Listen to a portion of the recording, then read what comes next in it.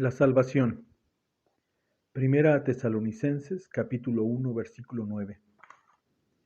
Porque ellos mismos cuentan de nosotros la manera en que nos recibieron y cómo os convertisteis de los ídolos a Dios para servir al Dios vivo y verdadero.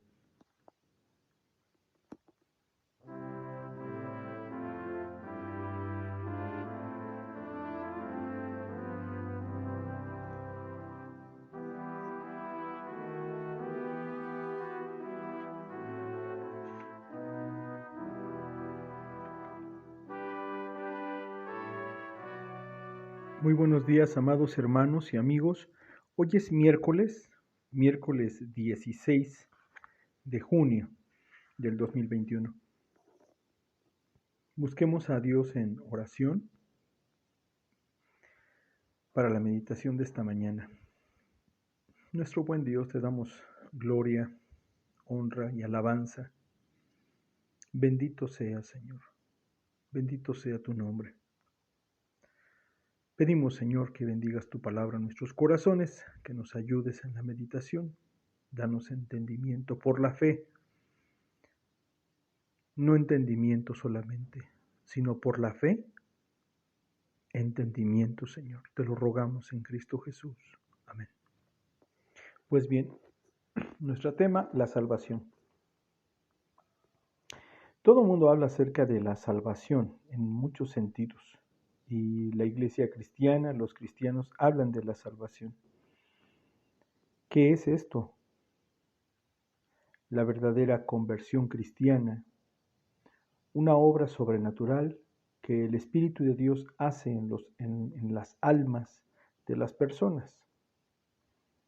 Hay en este pasaje, primera a los Tesalonicenses, capítulo 1, versículo 9, una descripción bíblica de una conversión verdadera, de una salvación. ¿Salvación de qué? Salvación de nuestra condición pecaminosa y en consecuencia del pago eterno a esa vida de pecado o a esa pecaminosidad o a ese pecado, simplemente diremos, es el infierno. El juez justo, santo y verdadero, este Dios eterno, Jehová de los ejércitos, descrito en la Escritura, así también conocido como nuestro Padre Celestial, es quien tiene como juez esta calificación sobre todo el mundo, este testimonio, este juicio sobre todo el mundo. A causa del pecado estamos destituidos de la gloria de Dios. También la salvación, en ese sentido, y conforme a la Escritura, el testimonio bíblico, la salvación es de la ira de Dios, de nuestra condición pecaminosa, de nosotros mismos, con tal de llevarnos, ¿verdad? En ese sentido, la salvación es guiarnos a la fe en Jesucristo para vivir de Él, en Él y por Él. De Él, por su obra en la cruz, no solamente su enseñanza que está registrada en el Nuevo Testamento, y en su contenido, en esencia, en toda la Biblia. En Él, es en su persona, en su obra, en su carácter, en el fruto de su obra en la cruz, la justificación de los pecados. Implica también con Él, que es una relación viva, personal, cotidiana, diaria, de sumisión, de sujeción, de lealtad y obediencia, pero sobre todo esto motivado por el amor. Entonces es un volvernos, esta verdadera conversión espiritual, le decíamos, esta salvación de la que el Señor nos llama, o a la que el Señor nos llama, también es por y para su gloria, para la gloria de Cristo, por, en y para la gloria del Señor, para la gloria de nuestro Señor Jesucristo. Y en ello, la verdad es que Dios nos da mucho más de lo que nosotros pudiésemos. En un sentido, no podemos darle nada, no podríamos, aun cuando diéramos todo lo que somos, significancia no tiene, mejor dicho, insignificancia, lo somos o lo es todo cuanto somos. Así que nosotros no podríamos bendecir a Dios en ningún sentido. Él es quien nos bendice, Él es quien da toda bendición, Él es la fuente de toda bendición. Así que volviendo al tema, esta verdadera conversión, esta salvación, es un volvernos del pecado hacia Dios por medio de la fe en Jesucristo. Es un abandonar o volvernos, ¿no?, a Dios, abandonando nuestras armas de lucha en contra de su voluntad, en contra de la voluntad de Dios. Es cesar de menospreciar e ignorar su autoridad. Aquí en primera carta a los tesalonicenses se describe esta conversión verdadera, esta salvación espiritual. Se describe propiamente, es una descripción bíblica, y de ahí nosotros deberíamos comenzar a entender que la verdadera conversión, la verdadera salvación, no es una en la que nosotros tengamos alguna opinión, sino es la salvación que se describe propiamente. De inicio deberíamos decir, una salvación efectivamente que haga eso, que salve. Una salvación que es descrita bíblicamente.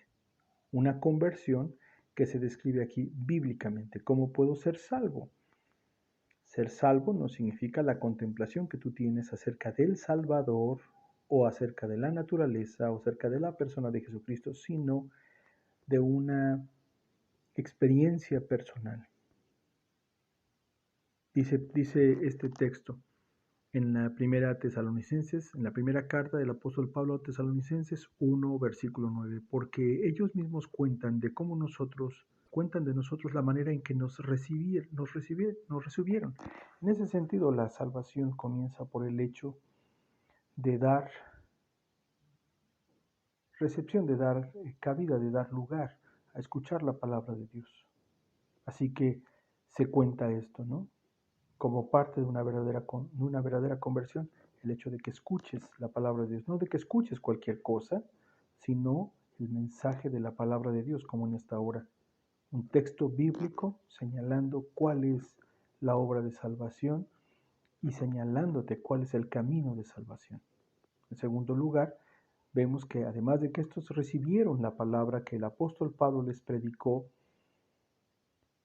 dice aquí, y cómo os convertisteis, ahí está la palabra que implica salvación, una conversión verdadera, bíblica, una conversión que salva, pero esta conversión es de los ídolos a Dios, para servir al Dios vivo y verdadero. Y aquí hay un asunto importantísimo.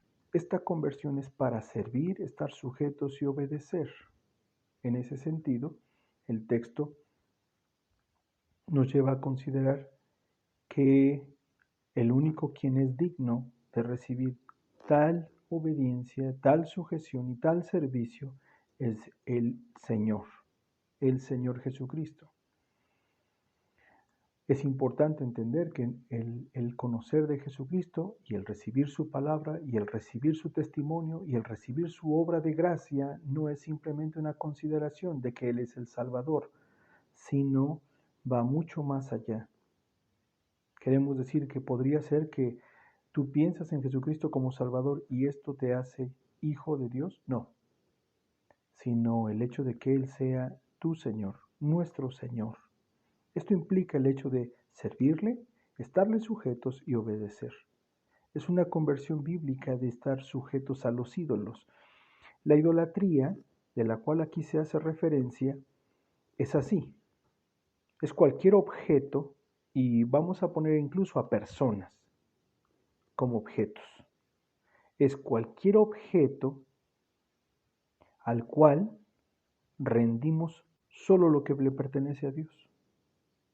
Esto es, en primer lugar, el lugar supremo de nuestros deseos, de nuestros anhelos, el lugar más importante de nuestros más profundos deseos, ¿no? Esto es lo que es un ídolo. Un ídolo tiene este lugar, ocupa nuestros más sublimes deseos, nuestros deseos más altos, ¿verdad? En segundo lugar, en ese sentido, un ídolo es la influencia que moldea nuestras mentes y nuestros corazones. Usa tu mente para pensar, usa tu cerebro para pensar qué cosas son las palabras que más comúnmente usas, los pensamientos con los que recurrentemente te rindes al miedo, al temor, a la aflicción, cuáles son tus más recurrentes afanes. Y entonces podrías hallar un camino hacia el ídolo que influencia muy constante, muy comúnmente tu mente y tu corazón. Y en tercer lugar, un ídolo también es el poder que domina nuestras vidas, aquella cosa, aquella influencia que es tan poderosa que nos lleva incluso a tener temor o miedo o, o aquella cosa que nos gobierna, que nos dirige, ¿verdad? Eso es un ídolo. Estas tres cosas, estas cosas que ocupan un lugar supremo de nuestros deseos, la influencia más común y más fuerte que moldea nuestras mentes y nuestros corazones, y el poder que domina nuestras vidas, nuestras inclinaciones, nuestras decisiones. Como nos damos cuenta, obedecer a Dios, al Dios vivo y verdadero, es vivir una vida contraria a la idolatría. Si nosotros no nos volvemos a Dios para que Él tenga el supremo, ¿no? El lugar supremo de nuestros deseos, Él sea el más supremo de nuestros deseos, la influencia que moldee nuestras mentes y nuestros corazones y el poder que domina nuestras vidas, en realidad no somos salvos, no hemos experimentado la salvación. La salvación se experimenta de una conversión, de así como hay un seguimiento puntual a los ídolos del corazón, la conversión sería lo contrario, abandonar ese camino, dar vuelta atrás y seguir a Dios, seguir al Señor Jesucristo de todo corazón, buscarle a Él de todo nuestro corazón y entregarnos a Él. Esta conversión es una conversión bíblica, es una vuelta completa donde nuestra mente y corazón y la voluntad no solamente repudia el pecado, poniéndolo en orden, ¿verdad? Repudia el ego mismo, el pecado y el mundo. Y se entrega, se evidencia que queremos servir a Él, como decía el apóstol Pablo en el relato de su propia conversión ante la manifestación del Señor Jesucristo. Respondía el apóstol Pablo: ¿qué quieres que yo haga? Una confesión completa, real, verdadera, personal, ante un Dios verdadero, ante el Dios vivo y verdadero y ante su señorío. Esto es, ¿no?, la verdadera conversión. ¿Oramos? Padre bendito, bendice tu palabra. Ayúdanos a pensar y a meditar correctamente y a reaccionar en obediencia correctamente, Señor, a tu palabra. Padre, el bien de tu gracia y tu misericordia en Cristo es bendito, es glorioso. Eres bueno y misericordioso, Padre, en permitirnos escuchar de tu Hijo Jesucristo y la salvación que hay por medio, la única salvación que hay por medio solo de Jesucristo. Danos de tu gracia para escuchar y creer. En el nombre de Jesús. Amén.